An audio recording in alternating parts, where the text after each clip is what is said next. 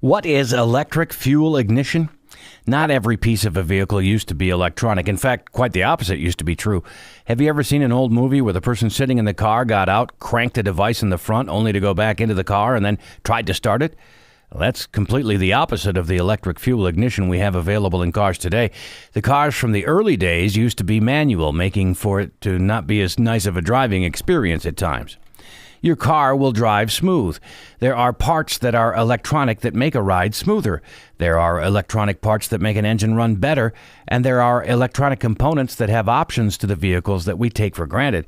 For instance, have you ever thought about the steering in your car? It wouldn't turn that easily if you just had a steering wheel and 4 tires to work with. There are features that make a wheel turn more easily within the car. Power steering isn't something that people enjoyed just a few decades ago when they turned the corner. Electric fuel ignition isn't something that was enjoyed long ago either. Fuel injection is when the car runs and the engine parts automatically pump in the gasoline so the pistons can fire and the car can start. Without electric fuel ignition, the car would need other ways to start. Do you remember what spark plugs are? They were precursors to electric ignition. Spark plugs are still used in some vehicles, but they're not as common or as popular as they used to be. If something goes wrong with the fuel injector pump, then the engine will not get the needed gas in order to fire. The car might sound like it's turning over, but it won't get enough juice to start.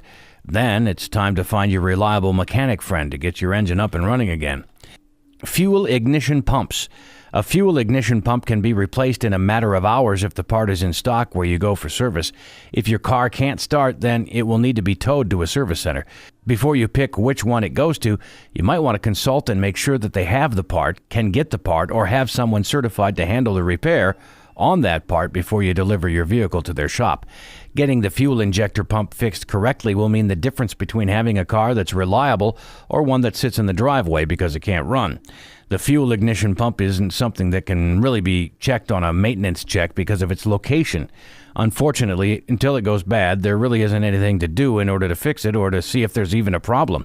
It's often the only sign that when the car does not start, that it will be time to service the vehicle and get a new fuel injection pump installed. Installation can cost a couple of $100 depending on where you take it.